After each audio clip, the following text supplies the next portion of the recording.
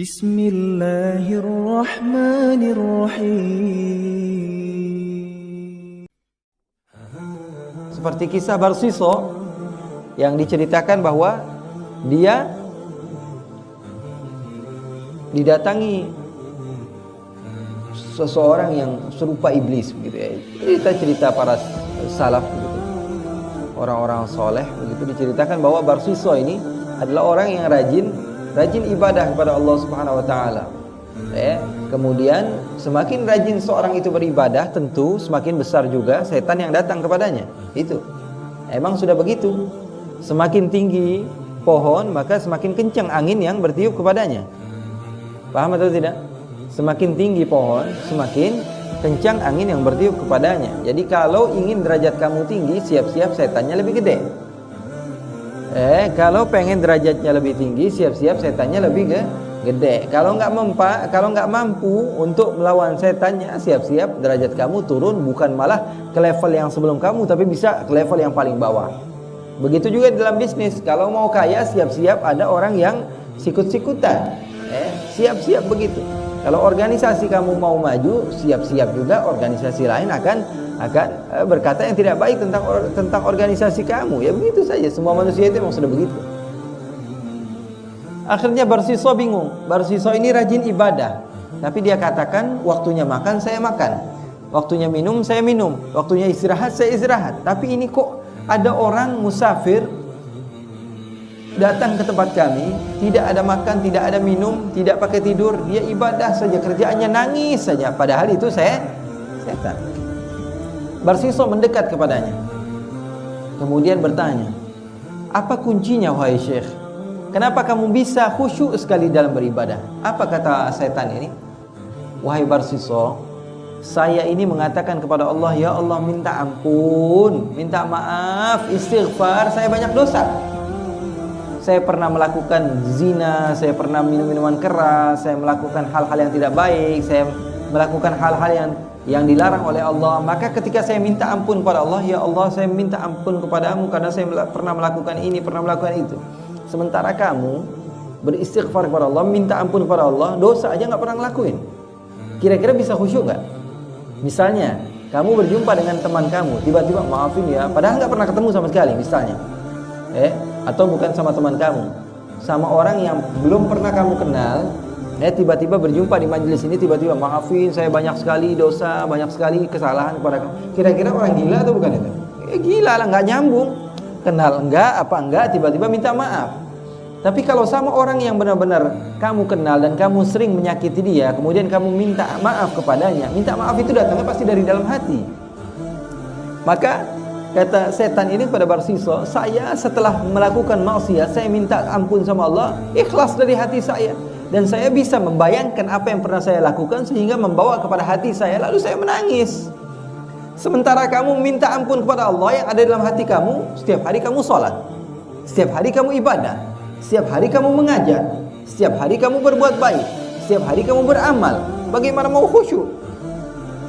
Minta ampun, ya Allah maafkan saya. Apa yang kamu minta maaf itu apa? Kamu itu orang baik. Tuh hebat nggak setannya? Setannya dia udah nggak mempan lagi. Dia bilang orang-orang yang seperti ini tidak mempan dengan godaan-godaan seperti itu, maka dengan hal-hal yang dilakukan oleh setan seperti trik-trik setan seperti itu. Maka Barsiso mengatakan, iya betul juga ya, masuk akal kamu ini ngomong begitu. Iya, kata setan itu, harusnya kamu melakukan dosa, setelah itu kamu minta ampun kepada Allah, supaya setiap kamu minta ampun kepada Allah, kamu bisa khusyuk, kamu bisa meminta ampun dari Allah kepada Allah Subhanahu wa taala dari dalam hati. Maka ikhwani, kata Barsiso, kamu kasih tahu pada saya, kira-kira dosa apa yang harus saya lakukan? Apa kata setan? Kamu bunuh orang. Bunuh orang. Karena ini adalah dosa yang paling dibenci oleh Allah. Karena bunuh satu orang seperti bunuh semua manusia, kata Allah. Faka'annama qatalan nasa jami'a. Allah sifatkan orang yang membunuh satu manusia, maka seakan-akan membunuh semua makhluk. Wa man ahyaha faka'annama ahyan nasa jami'a. Dan orang yang menghidupkan satu manusia, menyelamatkan kehidupannya, artinya menyelamatkan semua manusia. Allah Subhanahu wa taala paling marah orang yang bunuh orang lain tanpa hak. Bahkan di dalam salah satu ayat Al-Quran, Allah Subhanahu wa taala katakan bahwa dia akan dilaknat oleh Allah. Dia akan dimasukkan ke dalam neraka secara selama-lamanya. Artinya apa? Khalidina fiha abada, kekal.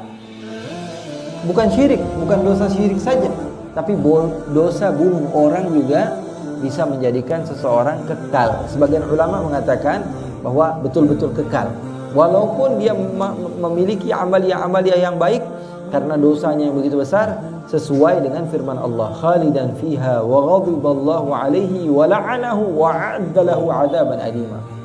Orang yang dia membunuh manusia secara sengaja, maka Allah Subhanahu wa taala akan murka kepadanya, dan Allah akan melaknat kepadanya, dan Allah akan siapkan kepadanya siksaan-siksaan yang pedih, dan dia akan kekal selama-lamanya di neraka. Na'udzubillah min dzalik. Tapi ulama, jumhur ulama, hampir kebanyakan ulama, mereka meyakini yang kekal di dalam neraka tidaklah ada kecuali mereka-mereka yang syirik kepada Allah. Sisanya bisa keluar dari api neraka.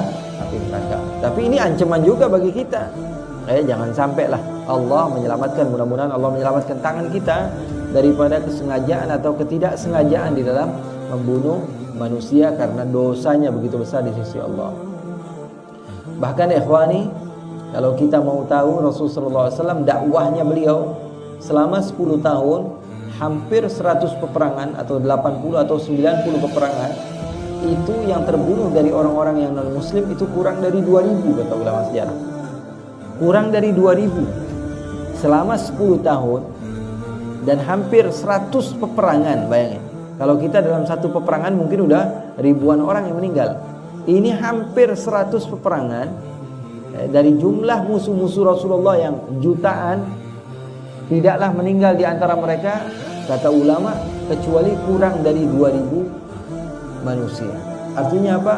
Memang Rasulullah SAW itu tidaklah, dan para sahabat manhajnya tidaklah mengecam, tidak mengancam, mengajak dan mengajak dan mengajak. Ketika orang tersebut sudah melawan Rasulullah, baru Rasulullah lawan. Itu juga dengan rahmah, dengan kasih sayang. Buktinya Sayyidina Ali bin Abi Thalib ketika beliau sedang bermain pedang, ketika berperang dengan salah seorang daripada orang yang musyrik. Ketika itu orang musyrik sudah terjatuh, Sayyidina Ali hanya tinggal membunuh saja. Lalu musuhnya Allah itu, musuhnya Sayyidina Ali, meludahi Sayyidina Ali. Sayyidina Ali apa yang beliau lakukan? Kita kalau misalnya sudah dihalalkan untuk bunuh orang, halal, tiba-tiba ketika kita sudah siap untuk membunuh, dia meludahi kita, kira-kira apa? Tambah pengen jadi ini orangnya. Kita udah siap ini udah siap dan dapat pahala. Ketika kita mau bunuh, tiba-tiba diludahi, lebih marah kan? Apalagi ngeludahnya bangun tidur lagi itu orang. Akhirnya kita sudah mau marah ini. Ini Sayyidina Ali ketika itu apa yang beliau lakukan? Beliau tinggalkan pedangnya dan beliau lari. Ini musuhnya kaget, bingung. Wahai Ali, kenapa kok kamu sudah siap untuk membunuh saya, lalu tiba-tiba kamu pergi dan kamu tidak jadi membunuh saya? Apa kata Sayyidina Ali bin Abi Thalib? Ini perlu kita jadikan pelajaran. Saya harap jawaban Sayyidina Ali bin Abi Thalib kita jadikan pegangan hidup kita. Apa kata Sayyidina Ali? Saya pertama kali ingin membunuh kamu karena Allah. Tapi setelah kamu meludah kepada saya takut saya membunuh kamu karena ada murkanya saya kepada kamu, bukan 100% karena Allah. Karena saya marah, kamu telah meludahi saya. Itu Sayyidina Ali bin Abi Thalib mengajarkan kepada kita apa? Untuk melakukan segala sesuatu karena Allah dan meninggalkan segala sesuatu karena Allah Subhanahu wa ta'ala. Akhirnya Barsisa ditawarkan, wahai Barsisa, lakukan bunuh orang. Kata Barsisa, enggak mau, bunuh orang terlalu kejam, nanti apa kata manusia? Saya seorang ulama besar, seorang guru, seorang yang dianggap rajin ibadah, membunuh orang. Saya takut kepada Allah dan takut ucapan-ucapan manusia. Maka kata setan tadi, kalau kamu tidak mau membunuh orang, kamu berzina. Apa kata Barsisa? Ma'adzallah, saya berlindung kepada Allah, mana mungkin saya berzina. Kata setan, kalau begitu ya sudah, kamu minum minuman keras saja. Bingung Barsisa. Saya nggak berani minum minuman keras. Kata setan, pintar. Kamu minum minuman keras, masuk ke kamar, kamu minum, jangan ada yang lihat. Habis itu kamu mabuk, kamu kunci pintu. Jangan sampai ada orang yang berjumpa dengan kamu. Setelah itu kamu mandi, kamu bersih-bersih, minta maaf sama Allah, minta ampun pada Allah. Setan, pintar gak? Dikemas dengan baik oleh setan sehingga nampak seperti kebenaran, kebaikan, padahal isinya kebatilan. Akhirnya Barsiso berpikir, iya, daripada saya bunuh, daripada saya berzina, lebih baik saya minum minuman keras. Sepertinya ini lebih mudah dan juga bisa dilakukan tanpa ada orang lain. Artinya apa? Antara dia saja sama Allah. Akhirnya dia di rumahnya dia cari satu tempat di mana tidak ada manusia, dia tidak jumpa. Akhirnya apa yang dia lakukan? Dia pergi keluar kampung dia. Sampai di satu tempat, di situ dia mengira bahwa tidak ada lagi orang yang mengenal dia. Dia cari warung minum-minuman keras. Dia duduk, dia melihat warung itu nggak ada siapa-siapa kecuali orang yang melayani dia, yang menuangkan minuman tersebut, dan ternyata wanita. Akhirnya apa? Barsiso mengatakan, berikan saya minuman sedikit saja. Akhirnya diberikan minuman. Ketagihan, berikan sedikit lagi, berikan sedikit. Habis itu berikan sedikit lagi. Akhirnya dia setelah minum dia mabuk. Apa yang dia lakukan? Dia berzina dengan wanita tersebut. Setelah dia mabuk, dia berzina dengan wanita yang di warung tersebut. Setelah berzina dengan wanita yang ada di warung tersebut, suaminya datang, marah. Akhirnya perang antara Barsiso dengan suaminya. Si suami ini dibunuh oleh Barsiso. Tuh lihat, dia lebih memilih sesuatu yang bagi dia amatlah remeh, padahal mudaratnya ataupun bahayanya minuman keras ini jauh lebih besar daripada membunuh dan berzina. Karena dengan melakukan atau meminum minuman keras tersebut, seseorang bisa saja berzina dan melakukan dosa yang besar. Intinya apa, ikhwani? Allah subhanahu wa ta'ala katakan ada manfaatnya, tapi mudaratnya jauh lebih besar. Setelah itu sebagian sahabat masih saja minum minuman keras, tapi mereka sudah sedikit mengurangi. Karena apa? Karena Allah subhanahu wa ta'ala katakan walaupun ada manfaatnya, mudaratnya lebih besar. Sampai-sampai salah seorang di antara mereka sholat itu baca ayatnya beda. Mereka mabuk sholat, baca qul ya ayyuhal kafirun a'budu ma ta'budun. Saya menyembah apa yang kalian sembah. Sebagian lagi di antara pemimpin Islam pada saat itu yang hobi-hobi mabuk, pernah ada sebagian di antara mereka yang hobi mabuk. Sholat subuh berapa rakaat? 4 rakaat. Karena mabuk, masih mabuk, bawaan mabuk. Malam dia begadang sama teman-temannya, pagi dia ngimamin sholat subuh. Karena dia seorang amir, maka sholat pada zaman khilafah Sayyidina Uthman itu, sholat dia berapa? 4 rakaat. Lalu sebagian sahabat yang datang bilang, hei fulan, kamu itu sholatnya 4 rakaat. Apa? Dia sambil tertawa, dia bilang, hal azidukum, kenapa kalian kurang? Saya mau tambah lagi. Bahaya sekali minuman keras itu. Nampaknya seperti hal yang remeh, padahal bahayanya na'udzubillah min dzalik. Mudah-mudahan Allah jaga kita, jaga keluarga kita, jaga anak-anak kita, jaga orang-orang yang kita cintai dari minuman keras. Ikhwani, akhirnya gara-gara ada sebagian sahabat yang ketika itu minum minuman keras, berarti bukan hal yang menjadikan sahabat itu buruk. Tidak, karena apa? Pada saat itu memang tidak diharamkan kok. Tidak diharamkan, tapi tidak semua sahabat. Ada beberapa sahabat yang minum minuman keras, tapi memang tidak diharamkan, artinya bukan kesalahan. Sampai setelah diharamkan baru minum, itu baru salah. Kan sesuatu yang halal. Seperti sahabat yang beriman kepada Allah subhanahu wa ta'ala sebelum adanya perintah sholat. Mereka gak sholat. Bukan mereka adalah orang yang jahat, tidak. Memang belum ada perintahnya dan belum ada larangannya. Artinya bukan kekurangan bagi mereka. Mereka tetap menjadi insan yang utama di sisi Allah. Akhirnya ikhwani, setelah itu Allah subhanahu wa ta'ala firmankan lagi, la taqrabus salata wa antum sukara. Jangan mendekati salat selagi kalian masih mabuk. Allah larang. Maka kalau mau dekat-dekat salat, mereka nggak ada yang minum minuman keras. Tapi kalau waktu-waktu yang nggak ada salat, kayak habis isya, waktunya panjang tuh masih ada yang mabuk begitu. Atau waktu subuh, setelah subuh sampai ke zuhur kan waktunya panjang gitu kan. Atau habis asar langsung gitu, habis asar langsung cepat-cepat nongkrong gitu ya. Habis sholat asar langsung lari nongkrong, ada waktu 1 jam 2 jam gitu untuk tidak terlalu dekat dengan sholat. Akhirnya setelah mereka mampu meninggalkan sedikit demi sedikit, yang tadinya mereka minum banyak, mereka kurangi. Karena apa? Karena kata Allah mudarajal bisa. Setelah mereka sudah kurangi, Allah katakan kurangi lagi kalau sudah mau dekat sholat. Akhirnya mereka tambah waktu-waktu tertentu untuk minum minuman keras.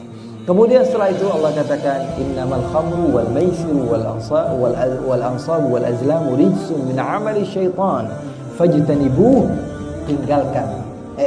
Sudah ada perintah dari Allah, larangan untuk minum minuman keras. Setelah itu baru sahabat betul-betul tidak ada yang minum minuman keras. Dan itu Allah Subhanahu wa taala ajarkan kepada kita di dalam metode dakwahnya Allah Subhanahu wa taala. Allah ajarkan sedikit demi sedikit, yang terpenting mengena.